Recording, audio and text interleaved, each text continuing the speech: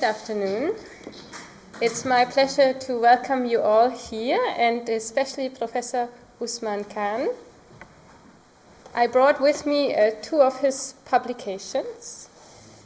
Two important works of his are Intellectual Non-Europhone, translated as Non-European Intellectuals, Non-Europhone Intellectuals, and also Beyond Timbuktu, Au-delà de Timbuktu.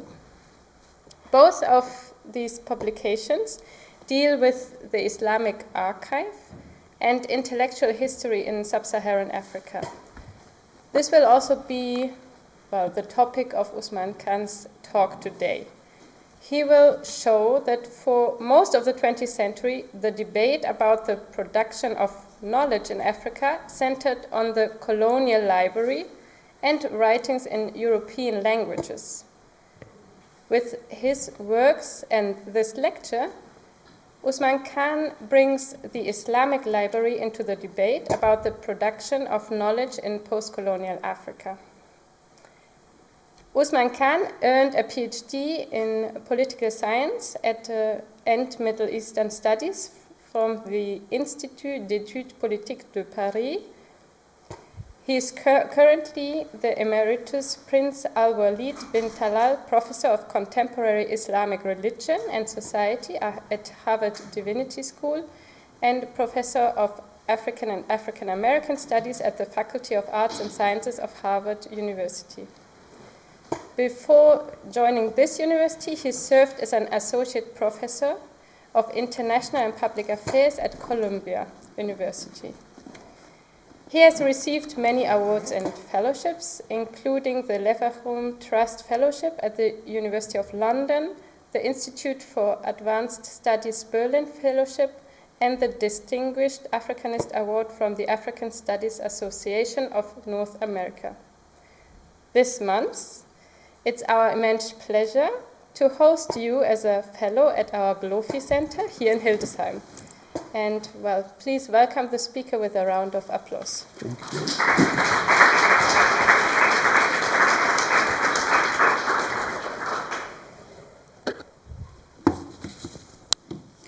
Thank you very much, Monica, for the very kind introduction. And warm thanks also offered to the Institute for Advanced Study in Hildesheim for inviting me. It is a great pleasure for me to have this opportunity, particularly since, for reasons that you might understand after I finish my presentation, in the country where I come from, departments of philosophy would not invite me to teach, to lecture on this topic, specifically because they have their own understanding of philosophy. And this archive is not something that they have been interested in. You could find, experts of many philosophy and philosophers, but not scholars who deal with this kind of archive. So thank you very much for the opportunity. And the title of the lecture is The Islamic Library and Intellectual History in Sub-Saharan Africa. And first I will clarify what is meant by Sub-Saharan Africa and in what context the term was coined. Then I will address the encounters with Europe and the formation of what is known as the colonial library. Subsequently, I will discuss the absence of the Islamic library in debates in African studies, in European languages, but also in mainstream Islamic studies. So then most of the presentation will be dealing with the Islamic education in Africa, style and material culture, and the Islamic archives, which was the product of Islamic education in Sub-Saharan Africa. And I will offer a few thoughts, raise a few questions, especially area studies, does it help understand this archive, the notion of, or the division of labor in the Western Academy? And then what is the place of philosophy in this archive? And finally, the discussion or address textuality versus orality in the study of philosophy in Sub-Saharan Africa. Now, to start, area studies, as we know, is an academic field which focused on the in-depth study of specific regions, their history, politics, culture, language, and the goal is to provide a comprehensive understanding of different areas and their different characteristics. And obviously, this has a great merit. And areas, include, as you can see in the map, what is called Sub-Saharan Africa, but also Latin America, North America, South and Southeast Asia, Sub-Saharan Africa, of course, but also Middle East and North Africa, which are considered for the especially for the purpose of Islamic studies as one region, and which I think will pose problems in order to understand the interactions between the region known as Sub-Saharan Africa and the Middle East and North Africa. So now, having said that,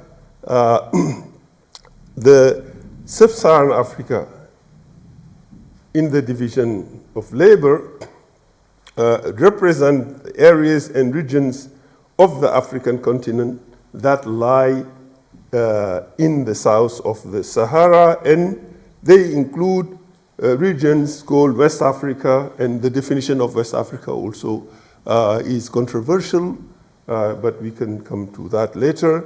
Eastern Africa, Southern Africa, Central Africa, but also arguably territories and islands of the Indian Ocean, such as Madagascar, Comoro Island, etc. And some also refer to this region as Black Africa due to the skin color, the dark skin color of the inhabitants.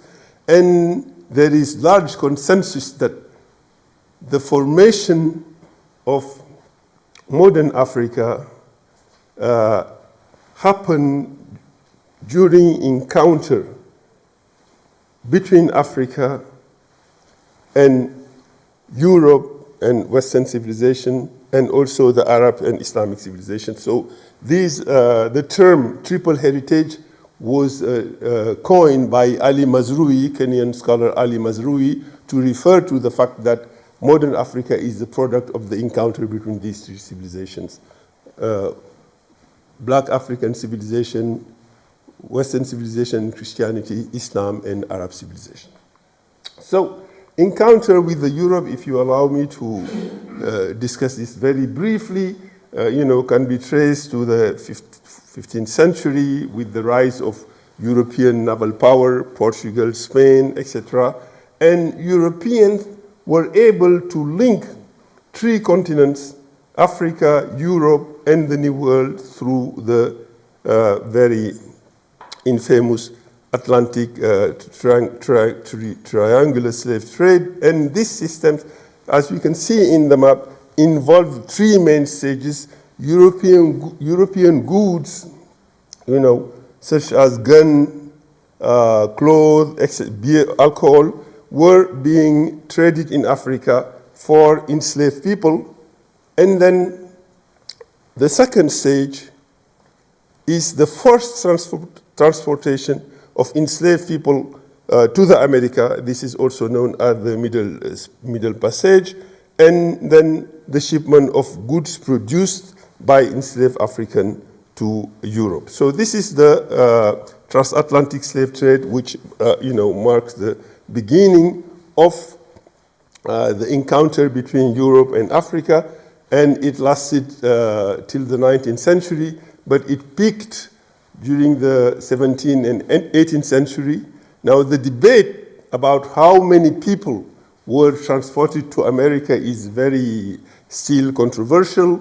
But one of the most reliable estimates is the Du Bois database in Atlanta, which estimates that in 36,000 trips, 36,000 voyages, about 12.5 million of people were transported from Africa to the America. And of course, the casualty doesn't include the people who who died during the raids of the slaves and who died during the transportation from the hinterland to the coast or during the trip. And but we know that this is the most likely the most reliable estimate. So this is the beginning of the encounter with the Europe. But by the 19th century, slavery was being abolished, all over the world, and but during the first four centuries of the encounters, European settlements in the African coast were limited to about 10% of African landmass, and this was the case till the late 19th century. There are many reasons why Europeans could not enter into the hinterland, and these include the climate. They couldn't live there, but many other reasons that they couldn't conquer that they did not try to conquer the rest of the continent. But then the colonial conquest happened very, very fast between 1884 1885, the famous Berlin Conference, where the superpowers of the day were met in order to divide the Berlin Conference. And about 20 years after, most of the rest of the continent was colonized. And the colonization led to the creation of an educational model, educational system model on Western school and instructions offered in European languages. And this led to the production of a library or an archive, which I mentioned in the title of my talk, in European languages. Writings, it was made by writings of European scholars, missionaries, colonial administrators, philosophers, etc. And I will give some examples of these writings.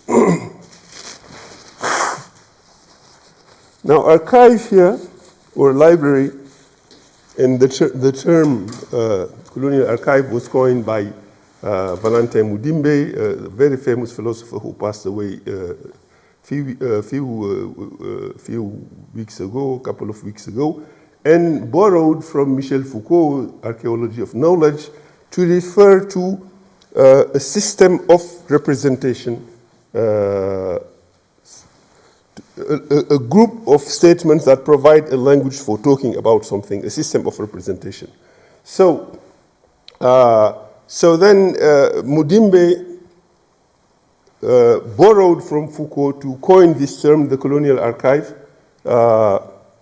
and two works, Mudimbe and another work, offer a synthesis on the debate about the production of knowledge in Africa and on Africa and European languages. So now with colonialism, you could see from the map that the entire African continent was colonized by European powers. France had the lion's share, North and West Africa, and also Madagascar. Britain also had a very big share. You can see in green, and you can see also German colonies that Germany lost after the First World War, and that include territories in modern-day Tanzania, Burundi, Rwanda, Namibia, Togo, and Ghana. So, therefore, an educational system on these languages led to the production of an archive, and Mudimbe, in the book The Invention of Africa, Gnosis, Philosophy, and the Order of Knowledge, And another book called The Idea of Africa discusses this colonial library. And drawing from Western concepts and worldviews, it created a system of representation of Africa, and according to Mudimbe, imposed a Western epistemological order. So this library, the colonial library, formed initially from writings of missionaries, explorers, colonial administrators, etc., expanded in the colonial period, and of course more in the post-colonial period, to include writings of intellectuals who were trained in European languages, of African intellectuals who were trained in European languages. And Mudimbe argued that, even during the post-colonial periods, the Africanists, the Africans, and even all those who were preaching the authenticity of Africa, were still very much they were not able to free themselves from representations of Africa that the Western epistemological order had imposed. And we can talk much more about that. For example, there are certain terms that are used to refer to Africa. For example, we can tribes, for example, and before colonialism, identities used to be territorial identities. People would identify as being from, let us say, if we say Senegal, former state of Jolof or Kajor, etc., etc., but they would not identify with their language. They did not have linguistic identities, So they wouldn't say that we are Wolof is a language. Likewise, the Fulani. So people had territorial identities and not linguistic identities. But with colonialism, all this changed, and certain worldviews will be imposed on the people. Basically, what Mudimbe referred to as a Western epistemological order. Now, another philosopher who published a book at more or less the same time as Mudimbe, called Kwame Appiah, in My Father's House, Africa, in the Philosophy of Culture, also made the assumption that most African intellectuals south of the Sahara are what we can call Europhone, meaning that they were trained in European languages, French, English, and Portuguese mostly. So,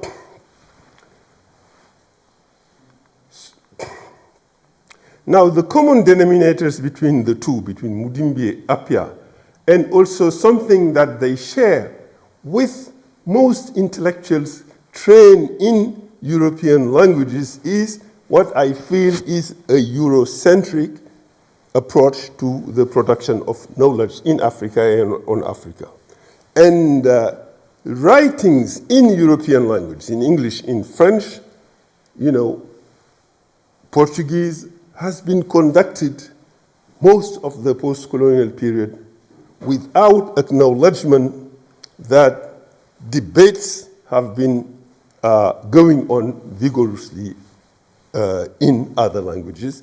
And so there is an implicit assumption that no intellectual activity worthy of mention took place before colonialism. If we refer to how these people, the like of Mudimbe and Appiah, and I'm just mentioning the most prominent and the two most important syntheses on the production of knowledge about Africa. So, the colonial library, Western epistemological order, and Europhone intellectuals. The question is, are they the entire story of knowledge production in Africa? So, what they wrote actually echoes what Hegel, had to say about, Sub-Saharan Africa, this region. At this point, we leave Africa, not to mention it again, for it's no historical part of the world. It has no movement or development to exhibit. historical movements in it, that is in its northern part, belong to the Asiatic or European world. Carthage displayed there an important transitionary phase of civilization, but as it is a Phoenician colony, it belongs to Asia. Egypt will be considered in reference to the passage of the human mind from the eastern to its western phase, but it doesn't belong to the African spirit. What we properly understand by Africa, that is Sub-Saharan Africa, is the unhistorical, undeveloped spirit still involved in the conditions of mere nature, and which had to be presented here only on the threshold of of the world history. So the notion that Africa south of the Sahara had no intellectual history. So there are a few myths about African south of the Sahara, which I would like to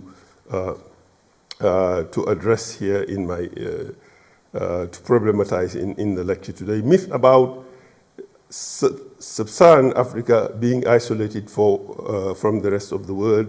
A related myth that it was a consumer of knowledge produced elsewhere. So the colonial library marks the beginning of the process of production knowledge, the process of knowledge production, or that before colonial rule, it was essentially Sub-Saharan Africa. This region was a region of orality, which are some of the assumptions that need to be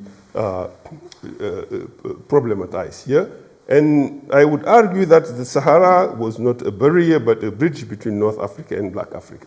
In much the same way as the Red Sea also was a bridge connecting Muslims from East Africa with the Arabian Peninsula for centuries, that people, scholars, especially Muslim scholars in Africa south of the Sahara, have contributed to all field of Islamic scholarship and have been present in centers of learning throughout the Muslim world as teachers, but also as students, but also as teachers for centuries. And that the study of the Islamic library in Africa can expand both the frontier of Islamic studies and African studies and make a contribution to decolonial thinking. Now, the myth of the Sahara, of Africa proper being outside history and civilization. Let us discuss this. The Sahara is, 9 million square kilometers large. It extends 5,500 kilometers across the breadth of Africa from the North Atlantic to the Red Sea, and is nearly 2,000 kilometers wide. 20,000 years ago, it has been as arid as it is today, and there has been dry period before that. But between 9,000 and 3,000 BC, it was densely populated, and Neolithic inhabitants have left many traces of their activities, such as pendant, bracelets, arrowheads, and fish hooks. And there were also some varieties of millets that were domesticated in the Southern Sahara. By the beginning of the Islamic era, desertification notwithstanding, the camel, which was domesticated, enabled communication between people of North Africa, the Sahara, and south of the Sahara. So there is a long history of interactions which can be obscure if we are just looking at south of the Sahara as an isolated region. And Arabs were attracted there to Sub-Saharan Africa by the legendary gold of West Africa. In fact, if the country of Mali today is one of the poorest countries of the world, and the empire of Mali, which borrowed its name from which Mali today borrowed its name, was a land of gold. An estimated 2/3 of the world gold came from West Africa in 14th century, and I hasten to add that we are not quite sure exactly of how much gold was extracted. Approximately from the 8th to the to the 15th century, about 1 ton every year. But even if that might seem very very little, if we compare it with the kind of the amount of gold that we can get through modern extracting technologies, it was still very, very, very, very significant. And the most impressive testimony of the legendary West African gold is the stay of Mali Emperor Mansa Musa in Egypt. He arrived there in the early 14th century and in his way to Mecca, and distributed so much gold that his passage was recorded in great details in Arab and even European sources. And in one source drawn by Jewish cartographer, Jewish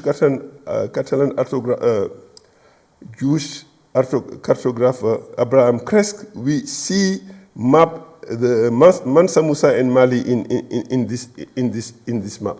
So you can see it here, you know, in a map which was drawn in 1375, which means that they were very much part of history.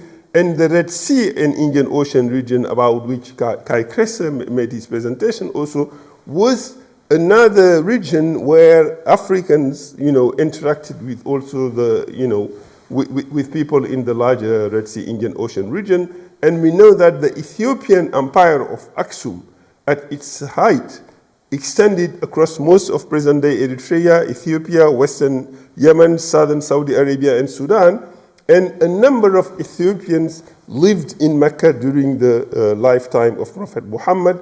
And the first immigration of Muslims, the first hijrah, was not to Medina. It was 622 when, you know, Muslims migrated to Medina. But before that, in 615, a few Muslims, about 80, migrated from Mecca to Abyssinia, where they were welcomed and offered refuge by the king, by the Negus of Abyssinia, and where they were allowed to worship, to build even a mosque. So the first mosque of Islamic history is not Medina, 622, but it was in Eritrea, in present-day Eritrea, and it was called the Mosque of the Migrants, or the Mosque of the Negus, because the Negus welcomed them and allowed them to worship there and to build the mosque. And so for centuries, they were scholarly networks linking the Arabian Peninsula to East Africa. Now, it's not just in you know, in African studies and debates in European languages that the Islamic archive of Africa is absent, but also even in mainstream Islamic studies. For example, the most important reference work on Arabic writing, or one of the most important, is Geschichte der arabischen Literatur by the German Orientalist Karl Brockelmann, and it includes all writers in Arabic to 1937 and has remained the fundamental reference volume for all Arabic literature and has been translated into Arabic. You can see the volumes there under the picture of Brockelmann. But in the Geschichte, in the history of Arabic literature, there are only 4 pages in 5 volumes dealing with writings of Muslims in Sub-Saharan Africa. So, the Islamic library, the history of Arabic writings south of the Sahara spans a period of at least 800 years, because we know we have found writings of someone named Ibrahim al-Kanami who wrote in the beginning of the 13th century. So how do we know that? There are manuscripts in private and public libraries in West Africa, tens of thousands of them, and at the turn of the 21st century, many commendable efforts have been made to document this literary tradition, and there were dozens of catalogs of manuscripts from Sub-Saharan Africa that have been produced, and some have been digitalized, some have even been translated into European languages, and when I will give examples of the content of the archive, I will refer to some of those texts that have been translated. And there are also many doctoral dissertations that document this, you know, the rise of clerical lineages in Sub-Saharan Africa, the role of these lineages in societal reform, in state building from the 16th and to the 19th century, and their intellectual production. And the work that has been done has made it possible for the publication of a work modeled on Brockelmann's Geschichte der arabischen Literatur, and that parallel in scope the Geschichte. And this was by John Hanwick and Sean Ofai, called Arabic Literature of Africa, and it attempts to provide an outline of the intellectual history, to map the intellectual history of areas, of Sub-Saharan Africa, of Black Africa, the Nile Valley, first volume, East Africa, the Horn of Africa, West Africa, and the Western Sahara. In 6 volumes, Arabic Literature of Africa has offered a mapping of the intellectual history. So we know now, with some precision what has been published, although the analytical work is still yet to be done on this, but we know who produced what and where you can find those manuscripts now, thanks to the work of this compilation, this encyclopedia of 6 volumes, which, as I said, parallel in scope the Geschichte der arabischen Literatur. When they started to work on it, when John Hanwick started in 1960 to work on compiling a volume of Arabic writings in Sub-Saharan Africa, he thought he could do it in 1 volume, But then the more he did research and teamed up with other people to do the research, the more they found, and they ended up producing something which parallel in scope Brockelmann's Geschichte der arabischen Literatur. So, now, Fura Bay College in Sierra Leone was established in 1827 by the Church Missionary Society to train the children of freed African slaves as schoolmasters, catechists, and clergymen. It is the first school in West Africa to offer instruction in the European language, and schools modeled after Fura Bay now dominate the educational landscape, and this is the notable consequence of European imperial hegemony. After the colonial conquest at the turn of the 20th century, the colonial state and Christian missions played a decisive role in promoting Western education, French, English, Portuguese, etc., and this led, of course, to the production of the colonial archive. However, the colonial library is far from telling us the whole story of knowledge production. Sophisticated methods of knowledge transmission existed before that, and for example, in Timbuktu, there is a mosque college, established in the 14th century and named Sankore. It is in present-day Mali, and you can see the picture here. And in the 16th century, it compared favorably with the best centers of Islamic learning in the Muslim world, and it attracted students and scholars from West Africa, the Maghreb, and beyond. And if you go to Timbuktu, there are in the private collections and public library, you can see, this Islamic archive. You can see thousands, if not tens of thousands of manuscripts dealing with different fields, and I will discuss that later. So now, to address, what activities supported scholarship.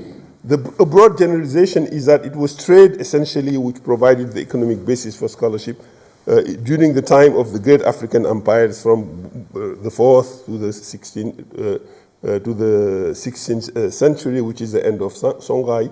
But after, Islam started from the late 17th century, 18th century to spread to rural areas, and farming became an important dimension of the political economy of scholarship, and a number of scholarly rural enclaves were being created in which the community lived essentially from farming and devoted time to learning.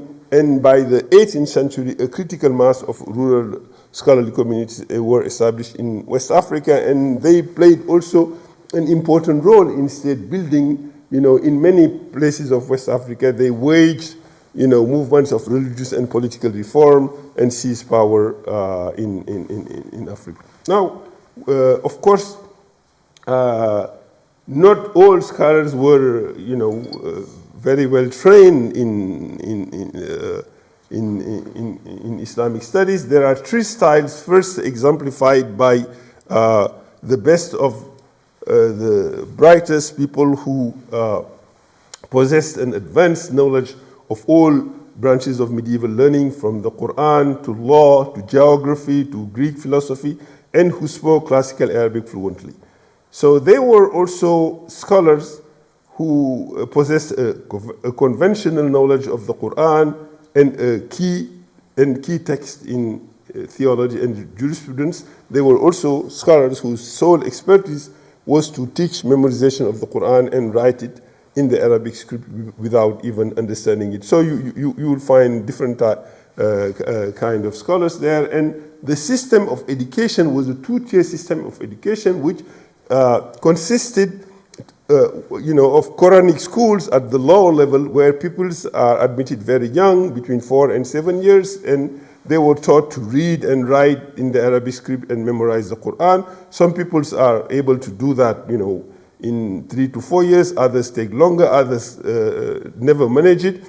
And after having memorized the Quran, the whole Quran, bit by bit, they are able to recite it. And there is a widely disseminated cliche, a stereotype, that this is only rote memorization. But one scholar named Rudolf Ware, who wrote an important work on Islamic education named The Working Quran, says that it's much more than that, because it also entails a process of personal transformation based on the living example of the Quranic teacher.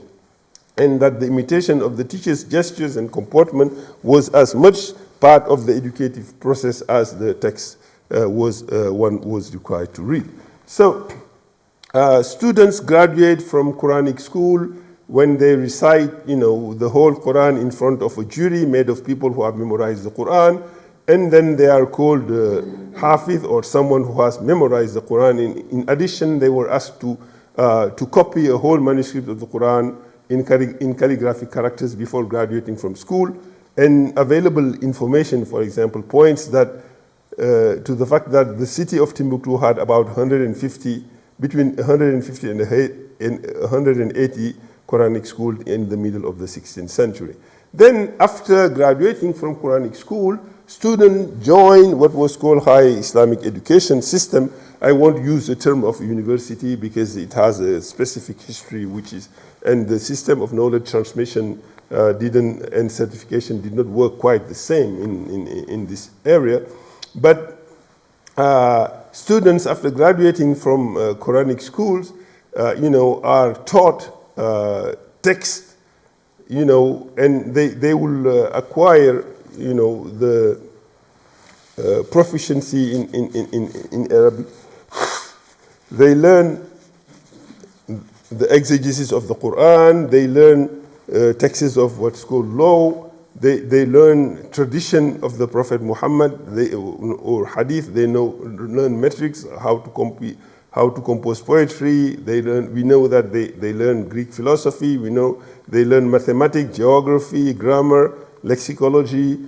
And this was a peripatetic scholarship in the sense that students would travel from one place to another to study, to find an expert of a specific field from whom they can acquire advanced knowledge of that, being grammar or metrics or whatever. So now the material culture of learning, you could see that students write daily a number of Quranic verses to commit to memory at the lower level, and for the pen that they use, was made of the cane stalks of the Guinea corn, which was cut, to the right length, and the edges were carved and to the adequate size. So for ink, they used a local ink which was made from extracting or scraping the accumulated soot on a cooking pot, and the soot is washed in water and collected in a jar. I remember when I was in Quranic school, that's how we produced ink. But they were also imported ink from the Middle East, which was used by black African chanceries as early as the 15th century for the purpose of royal correspondence and for illumination of manuscripts. And there we find illuminated manuscripts, and there was no elaborate craft of book binding, and a shared feature of locally produced manuscripts, of the region is that finished books were not sewn. Many manuscripts were made of loose leaves, typically conserved in a goatskin wallet wrapped around the text block. And to preserve the most precious manuscripts, an additional precaution consisted of holding the wallet into a leather satchel with the shoulder straps to enable portability. So concerning page numbering, copies did not number page manuscripts to link two folio together and provide some direction to the reader. Copies typically will write in a separate line at the end of each folio the first few words of the following pages as footer. Likewise, they use at the beginning of each folio the last ending words of the preceding folio as header. So paper before the 18th century was exclusively imported from Arab countries, but from the 18th centuries, with the rise of European naval supremacy, there was a diversification of source of paper, and especially at that time, even the Arab world was getting a supply of paper from Europe, and the European ships, were bringing paper. So what were the languages of learning? We know that in Africa, Egyptians, use hieroglyph. In Ethiopia, they use Ge'ez alphabet. Among the Tuaregs of the Sahara, they use an alphabet which is still in use, called Finaga in some region. But in this Islamic system of education, which introduced writing in a fairly large scale in societies that were largely dominated by orality before the arrival of the Arabs, the two languages of learning are Arabic and Ajami. And by Ajami, what is meant is using the Arabic script to transcribe the languages of non-Arab Muslim peoples. And there is Ajami in throughout the world, Turkish, before the reform of their alphabet, by Mustafa Kemal, used to be used to Arabic script, in Urdu, but also even in Hebrew, in many other languages. And in Africa itself, in the African continent, there is attested usage of the Arabic script to transcribe languages of non-Arabs, of about 100 languages in the African continent. And in West Africa alone, there is 29 languages of which we find traces of Ajami. But most of it was written in the languages of the Fulani, and I will comment called Pular, or in Hausa, and I will comment later on Hausa and Fulani. So we do have a few explorers or people who lived in Africa before the colonial conquest of the turn of the 20th century, among Europeans, some who offer testimonies of this Islamic erudition before the 20th century. And for example, Francis Moore, who worked for the Royal African Company of England, which was a chartered company operating in England but based with a branch in Senegambia, he wrote in his travel into the inland parts of Africa that in every kingdom and country of each side of the river Gambia, there are some people of a towny color called Fula. They generally are more learned in the Arabic than the people of Europe are in Latin, for they can, most of them, speak it, though they have also a vulgar tongue beside called Fole. So this is just to give you an idea, of testimonies about that. There is also Jacques Francois, who was Baron Roger, who was the governor of Senegal, the French governor of Senegal between 1821 and 1827. And he also said that more Negroes could read and write in Arabic in 1828, than French peasants could read and write in French. And finally, René Caillé, who is the French explorer, the only one to have visited Timbuktu and returned alive, who wrote that all the Negroes of Timbuktu are able to read and the Quran and even know it by heart. So there are some those testimonies, but the best testimony, the best evidence is in the writings themselves. So, these archives, John Hunwick suggested that it could be, classified basically into four categories of writing. He said historical writings, pedagogical writings, devotional writings, polemical writings, and I have added a third one, which is political writings.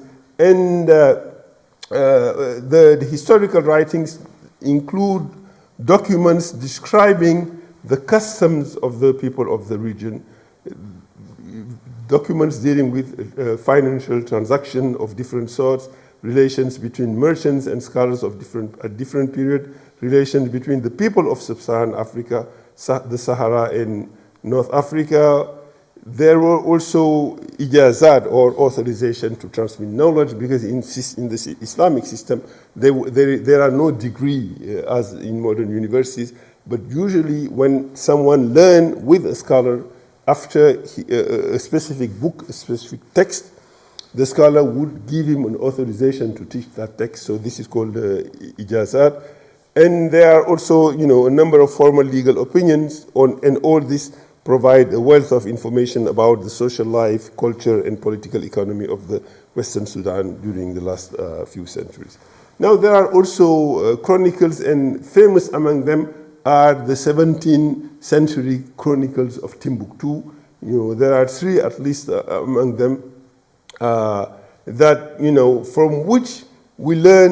from which we get most of our information about the history of West Africa in the second millennium, because these were not mentioned by European sources. Europeans were involved in, as I explained, that they could not get into the interior, with the exception of a few explorers, who left some testimonies. Most of our knowledge of the history from the first millennium comes from these Arabic sources, and important among them are chronicles written by in the 17th century by Timbuktu scholars. Now, there is, of course, ongoing historiographical debates about the authenticity of some of them, and for example, some people in the post-colonial period might have, written a manuscript and attributed to a scholar of the earlier period, which might reflect their thinking, but then later on, after rigorous scrutiny, it appeared that there are also some forgeries. But nevertheless, most of what we know from the history, come from that. And and I will just give illustration of some of the material that has been translated into European language, including, Tarikh Sudan, which means the history of the Sudan, which was written in the 17th century by Abdurrahman Saadi. This one, there is consensus. There has no been any evidence to, question the fact that it was produced in the 17th century, and deals with the history of Songhai, until the 17th century, when it fell following the Moroccan invasion, and it was, translated by John Hunwick as Timbuktu and the Songhai Empire. So there are pedagogical writings, although classical Islamic texts produced outside Africa have been circulating in the region for centuries. African sheikh also have produced their own commentaries and textbooks. They often wrote versified commentaries of classical texts to make them easier for their students to comment. And this is true for great centers, but also for main region. And I want to give the example of a text called الدر المنظوم في طلاسم والنجوم في علم الطلاسم والنجوم, the ordered pearls in the science of talisman and astrology, which was written by a scholar from Nigeria who traveled to Mecca, to Egypt, etc., and who wrote this as a commentary of a work, one of the Islamic literary tradition's most difficult work, called Sir al-Maktoum, or The Hidden Secret, by Fakhruddin Razi, who died in 1209, and which deals here with the occult practice attributed to the Sabians, a historical group who live in Upper Mesopotamia. So in his commentary, aside from clarifying some of the Razi's lengthy philosophical and esoteric meditations, Al-Kashinawi, this author, makes important additions that underscore the originality of his work. And one scholar who wrote, a thesis on, most of which is devoted to Al-Kashinawi, Dalia Gubara, argued that this work by Al-Kashinawi displays knowledge of the scientific and cosmological theories prevailing over the centuries in all of the Islamic, Christian, and Jewish traditions, as well as their precursors in classical antiquity. So this was written in the 18th century. Now, there were also polemical writings, especially from the beginning of the 19th century, when it was mainly the feature of the rivalry between different Sufi orders, notably the Qadiriya and the Tijaniya. And starting in the second half of the 20th century, with Saudi Arabia, impact, polemical writings consisted mainly on attacks or defense of Sufism.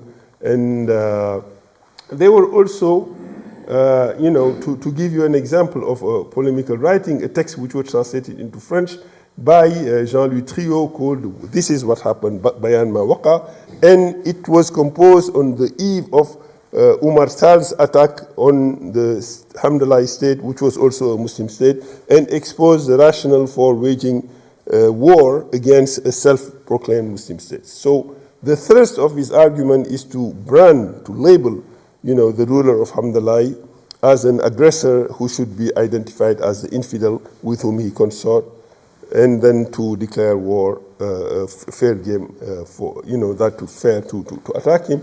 And the Umayyan state, you can see here in the map, in the mid of the 19th century, consisted of, it was one of the largest Islamic polity in the 19th century, and never before, as noted by David Robinson, such a huge territory, 150,000 square meters was submitted to an Islamic authority. So, and it was expanded through the, annexation of another Muslim state. And Omar gave in his in this work, justification of why he attacked it. Now, polemical writings also, we can find them, especially many in Nigeria, where scholars wrote in the 19th century to protest against the status quo. And as an example, I will give, one book written by Ousmane Danfodio, which is called The Book of the Difference Between the Government of the People of Islam and the Government of the People of Infidelity. كتاب الفرق بين ولاية أهل الإسلام وولاية أهل الكفر. And the major part of the kitab consists of criticism of, pre-colonial house kingdoms, which, Ousmane Danfodio and his community will attack and topple and create a polity named as Sokoto Caliphate, which was, one of the largest, if not the largest polity of the 19th century in that part of the region in present-day northern Nigeria. So, this is also a translation. There is a translation, published in the Bulletin of the SOAS by Mervyn Hisket of this book, difference between the government of the people of Islam and the government of people of infidelity. And there are sections also that deal with proper Islamic government as it should be applied in Black Africa. So there are also devotional writings found mostly in collections of West African manuscripts and written in Arabic, but they can also be written in other African languages, Fulfulde, Pular. And most Sufi scholars, and Sufism is a dominant form of spirituality in West Africa, have written poems or collections of poems in praise of the Prophet, and these poems are often recited during Sufi rituals. And I want to, give you one example and of a poem called, the Ark of Khosroes, which was written by Senegalese scholar Ibrahim Niass, 1900-1975. And he's a very famous scholar, and he wrote uh, for a broad audience, actually, beyond his followers. And he spoke to the core of the human conditions, invoking themes such as the insomnia of passionate longing, etc. And his poetry is today increasingly pondered by mystics and spiritual lovers across the Muslim world. And it's recited, it is memorized and copied, and disseminated very, very widely in the world. And so he wrote this poem in 1960 when he visited, this Ark of Khosroes. And this is the only visible structure remaining of the Sassanid capital of Sdezfion, Madain, in Arabic, about 35 kilometers south of present-day Baghdad.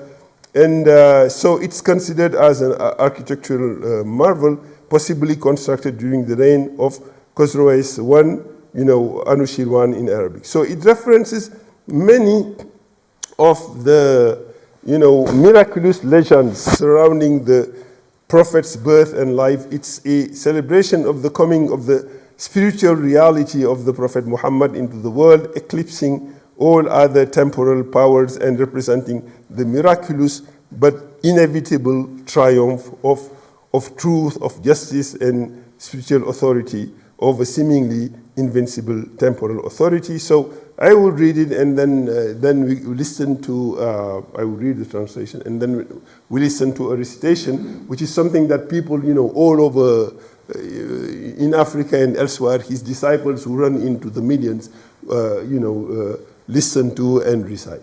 So it says, was it Khosroes' ark that was crushed, heralding the emergence of my prophet and Khosroes' evanescence? O Khosroes Anisharwan, when Muhammad came with his greatest sign, was it your castle that he saw? O Khosroes Anisharwan, when Muhammad came, did the rivers run dry or did they gush forth? O Khosroes Anisharwan, when Muhammad came, did not the Magi, the priest, come to you extolling him? O Khosroes Anushirwan, when Muhammad came, reciting, reminding, warning, and giving glad tidings, had not the idols prostrated to God, speaking of his coming, and the soothsayers had told of what was hidden? Greeting of peace to the light of God that overshadows by his light the lights of Khosroes and Caesar. Greetings of peace to he who brought, while he was in Mecca, a light by which Khosroes Iwan, or his ark, was cracked. Greetings of peace to being secret, to being, existence secret, and its symbol, for God's alone is what is more exalted and precious and dazzling. Greetings of peace to he who came while existence of all of it was darkness, and from his lights it was illuminated. Greetings of peace to him from a lovelorn servant in Baghdad, exhausted from having spent the night in sleepless contemplation. So he who razzled this castle while he was a baby in Mecca will not leave behind any appearance of that infidelity. So he who raised the cattle, this castle while he was in Mecca will raise the castle of infidelity whenever it is remembered. Upon him be the blessings of God, and then his peace too, for I see that the lot of Muslims is abundant fortune. Upon him be the blessings of God, and then his peace too, and the share of the enemies of religion is a scourge of destruction. So now I will play the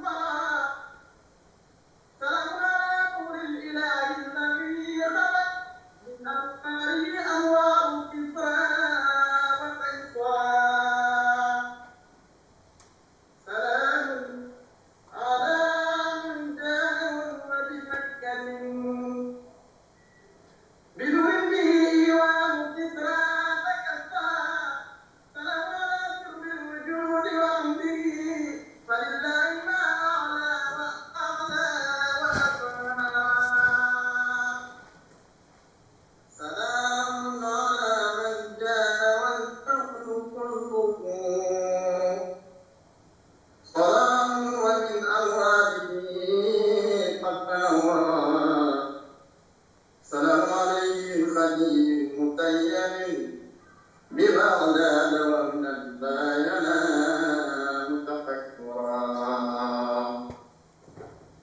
فمن أحداها القصر هو بمكة وليدا فلا يبقي بذا الكفر مرا ومن أحداها القصر هو بمكة سيبقي قصر الكفر حين تذكرا عليه صلاة الله ثم سلامه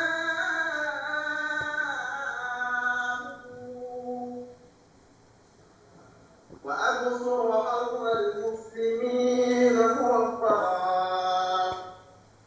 عليه صلاة الله ثم سلامه ويرفع الدين صوتا مدمرا. Now conclusion. Few remarks and questions. First, the notion of Sub-Saharan Africa as an analytical tool to understand these debates. The place of philosophy in this archive and the issue of textuality in understanding philosophy. Now, the expansion of Islam in Africa doesn't stop at the Sahara, it stops at the equator. You can see that northern half of most African Sahelian countries, Senegal, Mali, Guinea, Chad, Sudan, Nigeria, etc., are close to 90% Muslims or even more. Therefore, they are part of the same Islamic discursive space. They have been part of this discursive space for centuries. And Muslims from these regions were connected to, other Muslims, notably through the pilgrimage tradition. Because the Hajj, or the greater pilgrimage to Mecca,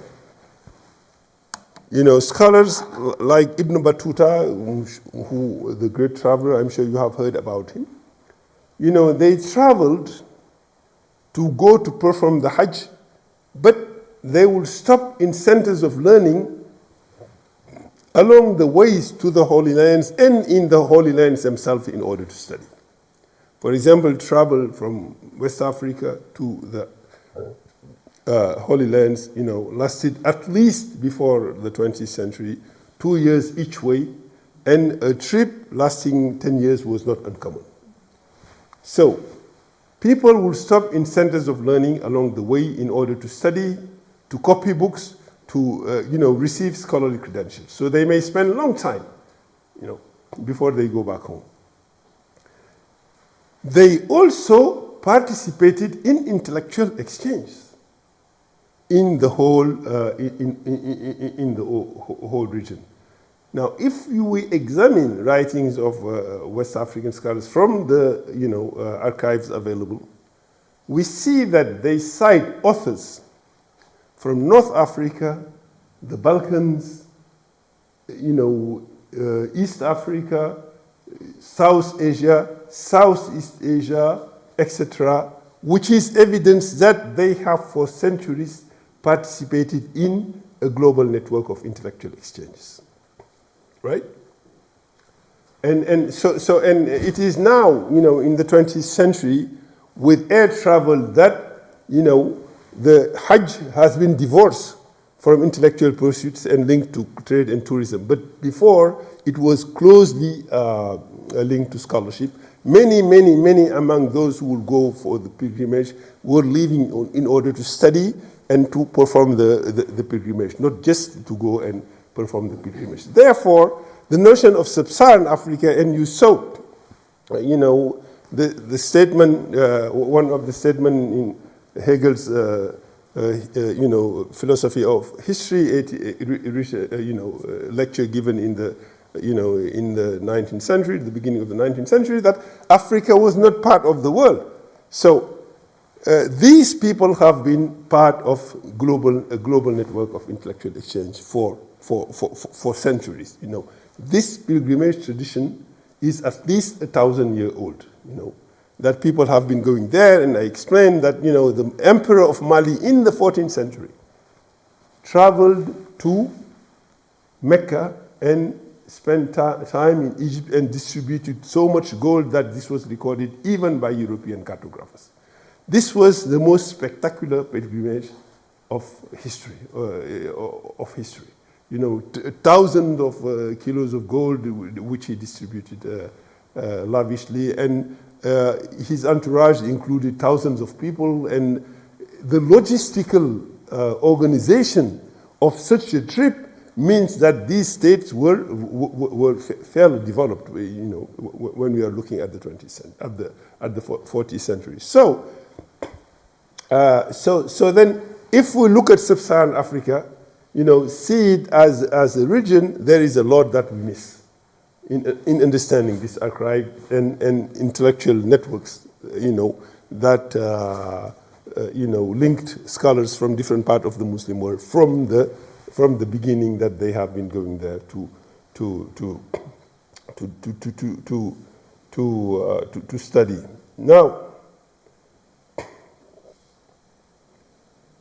Now, let us also look at about the Fulani, you know, one of the group that spread from, you know, they originate from northern Senegal, but then spread, you know, from the 11th century to the Sudan, and their language is the second language of Islamic scholarship in West Africa after Arabic. So they have made a huge contribution to the Islamic archive, and Fulani Muslims have much more in common in terms of language, worldview, religion, philosophy, with Arabs and Berbers than they have with Zulu and Xhosa of Southern Africa. Which means that, you know, the notion of Sub-Saharan Africa is, you know, could be used for the lack of a better term. But when we want to understand this archive and, you know, these networks of intellectual exchange, we have to you know, look beyond these boundaries that the Sahara was a barrier. So, the second is philosophy, which I think is something that people were most interested here.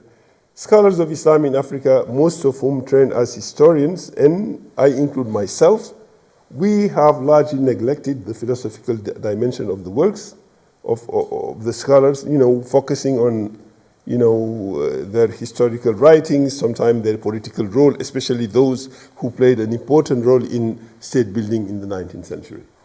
And their texts, the nature of their texts as devotional texts. But as I have illustrated, the poem of the Ark of Cosroes by Ibrahim Niasse, which is a celebration of the coming of the spiritual reality of the Prophet Muhammad into the world, eclipsing all other temporal power and representing the triumph of truth, is one example of text that, you know, has philosophical significance.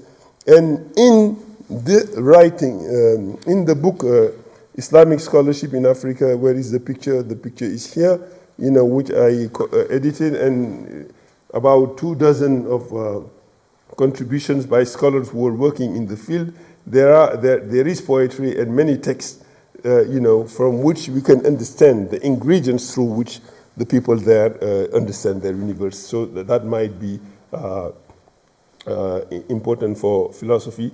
This lecture, of course, being a work in progress, because this is the first time that I am invited, you know, to an audience of people who are mainly philosophers to present this archive.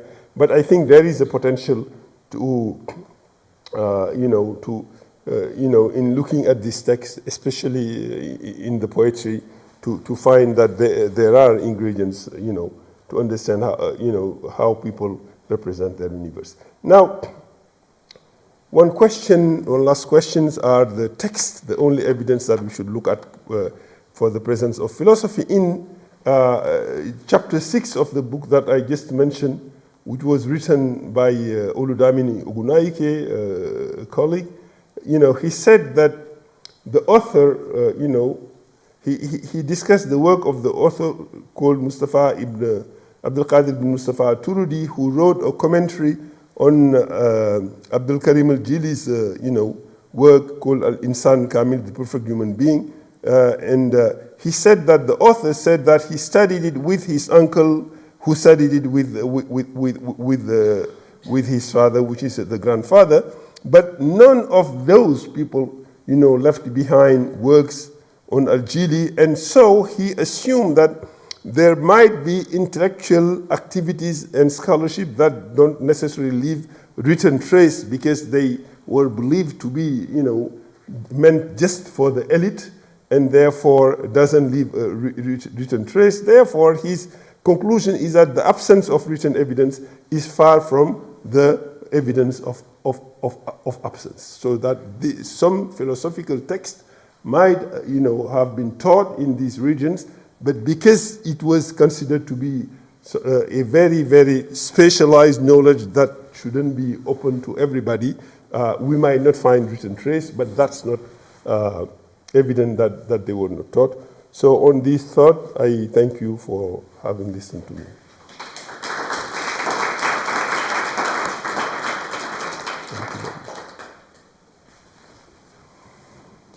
Thank you very much for this lecture, for giving us an overview, an introduction to the Islamic archive, but also, leaving us with some provocative questions and thoughts.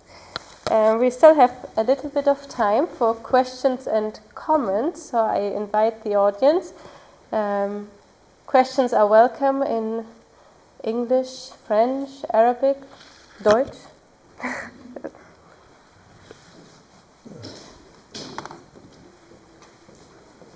Okay, I see 3 hands. Let's start with the student over there.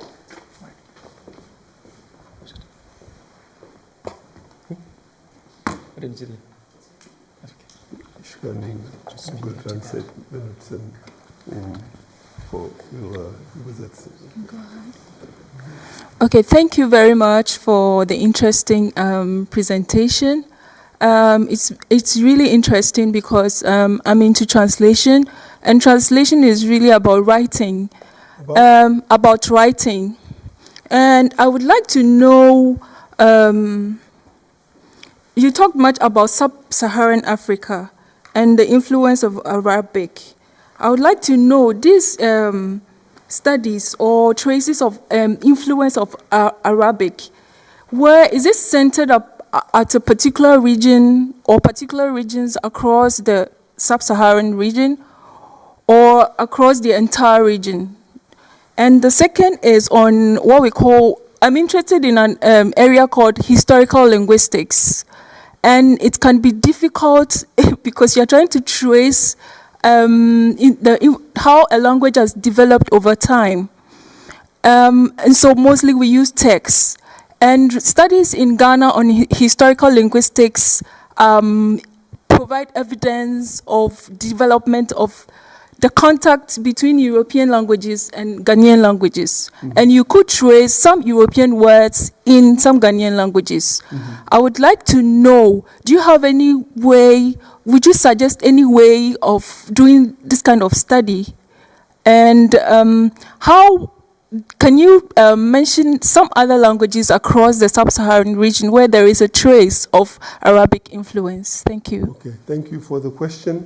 Regarding the first question, the spread of Arabic language in Sub-Saharan Africa, since the spread of Islam itself, stopped at the equator, so it's you could see, in green areas where, the Muslim, that are predominantly Muslim, where, you are likely to find writings either in Arabic or using the Arabic script to transcribe the African language. So, mostly, in the country, in the area above this equator, and you can see that also in the eastern Swahili coast, that they have also used the Arabic script. Now, unlike in West Africa, where Islam spread until, the equator, as you see in the map. In East Africa, the Muslim presence is as old as the beginning of Islam itself. But it didn't spread into the hinterland, for most of the Islamic history. So that's why you can see it's only in cities of the islands, of the coast and some of islands, that you can see the influence of of Arabic, and it was in the 19th century only, with the expansion of the Omani Empire and their economic activities, that they started to enter into Islam started to penetrate into the hinterland, and wherever Muslims penetrated, they have brought with them Arabic language. They have brought with them the Arabic script, which people have used, in order to transcribe their language. Sometimes, changing the Arabic consonant, adding dots in order to render consonants that don't exist in the Arabic language. So I know also that in South Africa there are manuscripts, with the Arabic script in Afrikaans that goes back to the 18th century, but the Muslim presence is there, is not very significant. But there are very old manuscripts in Afrikaans written with the Arabic script. So wherever Muslims were, you find that this Arabic script is used. Now, in Swahili, for example, the percentage of Arabic words, I don't want to give a figure because I don't remember it, but I know is very high. And in many other African languages also, and this was due to the contact with the Arabs. And a point that's important and needs to be made about Arabic language. In much the same way as French has become a language of other people, because there are more Francophones in Africa than in the rest of the world, than in France and Canada combined. So we know that, right? And it was a colonial language. So no, remember. So imagine from just the colonial conquest of the turn of the 20th century to the 21st century, there are more Francophone speakers in Africa than elsewhere. Now, with regard to Arabic also, it is the same. Arabic was not the language of the Arabs only. Arabs represent 20% of Muslims. Not all of them are Muslim. And most of writings in Arabic, including at the period of the development of Arabic literature, the majority of them are not Arabs, they are non-Arabs. And they made important contributions. One of the most famous Arab grammarians is a Persian, Sibawayh. One of the most famous theologians of Islam after the Prophet, Al-Ghazali, is a Persian. So there are more people who wrote, non-Arabs who contributed to the Arabic writing than there are which made sense. If Islam is a religion of all the people, and if Arabic was the language of instruction in the same way as Latin was in Europe, it's not surprising that people from all races and languages would use the Arabic language as a language of instruction. Now on your question of historical linguistics and the percentage of borrowed words, I know that there are some more detailed studies, but be it in Hausa, which is a language that I know, or even Wolof, my own language, Fulani, and certainly in Swahili, and maybe more in Swahili than in any other language, there are huge percentage of non-Arabic words.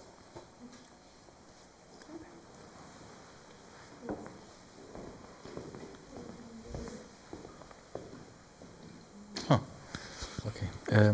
Thank you very much, Professor. I have this is rather a comment, and it was very interesting for me, especially 2 points, where you were talking about.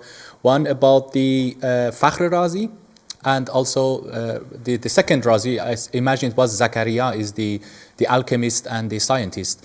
There are many interesting research done in Iran on both Fakhr Razi and Zakaria Razi.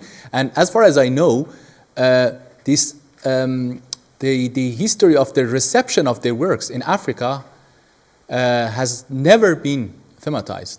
And the exchange, also the scientific exchange and the history of science on this level would be very interesting and inspiring. And for example, I've never imagined that the reception of the works of Fakhr Razi went so far, and is really, really interesting. And second point about this poem, I don't remember when was it, the exact date of this, when was the poem composed, because in 1151, a Persian poet, Khaqani Sherwani, he travels to Mecca, and on the way to Mecca, he visits this Ivan Madain or Ivan Kasra near Baghdad, as you mentioned, and he wrote a long poem, which becomes the first, a foundation of a genre of poetry, which is the poetry about the ruins. For example, we find these kinds of poetry by Khayyam, for example, Omar Khayyam, and also many other Persian poets. That's also very interesting to do a comparative study of these kinds of forms of poetry, which is not just about the lyrics. It is also a philosophical reflection on something that has been, for example, in the poetry of Khaqani is about these, the fact that this dynasty, the history of these kings has passed out, and it brings in this observation to the meaning of life and how fragile our life is. The end of his poem is not, comparing to the poem that you quoted, it doesn't go into that direction. But it's very interesting that the starting point is this observation. And I think that is also very interesting to have, I would say, a form of comparative approach. Yeah, thank you. It was rather a comment, yeah. Well, thank you. I knew that many poets have written about the Iwan of Khosroes. Yeah. And certainly would like to know more about, the Iranians, but I know that it inspired many poets who wrote, about, poems praising the Prophet of Islam. Yeah. Thank you. Yes, there's another question from Architect. Yeah, thank you so much for your excellent talk. Maybe just as a first comment, what you described as a problem in books on the literature in Arabic or Arabic literature can be applied the same to histories of philosophy, namely histories of Arabic or Islamic philosophy, who mostly stop at the Sahara and don't include any pages about the philosophies of the Islamic tradition in the Sub-Saharan region. So here we are facing the same problems actually. My question is the following. Maybe you could say one or two words about the status of women intellectuals in the Arabic Islamic tradition, which is the focus of your research. Are there examples also of women intellectuals who have been writing in Ajami or in Arabic? Yeah. There are many, and maybe it is in Nigeria, and this is not surprising because they have 10 times more universities than any other African countries, because it's a huge country, lots of universities, lot of research, etc. There has been very serious research on, women intellectuals in the 19th century. Some by European scholars, for example, Beverly Mack and Jean Boyd. They wrote a lot about Nana Asmau, who was a daughter of Ousmane Danfodio and who produced, poetry and all kinds of writings to educate women. But then one point that Beverly Mack, raised in one of the works about women in Morocco and Nigeria in the 19th century is that just as the absence of text doesn't prove the absence of the study of philosophy, as Ogunaike has mentioned, but the absence of text signed by women is not necessarily a proof that women didn't write text. First of all, let us discuss the issue of authorship. Before people embraced new modern notion of authorship, it was many, and in the Islamic tradition could take several parts of different works and produce something that without the impression that they have that this was fair or plagiarism, etc. So that's one thing. And also, women, just out of humility, could have written works and sign with the name of their husband or not sign them at all. So therefore, so it is in a book called The Meanings of Timbuktu, there is a chapter by Beverly Mack, Women in 19th Century Morocco and Nigeria, in which she discusses the issue of women authorship, saying that, we cannot just assume, because we haven't seen text signed by women, that they haven't written. Some actually had written without signing with their name. So, but there are also, of course, scholars whom we know have produced a lot, and especially the 20th century, there are many female ulama, many who have written in Arabic. Yeah. Thank you.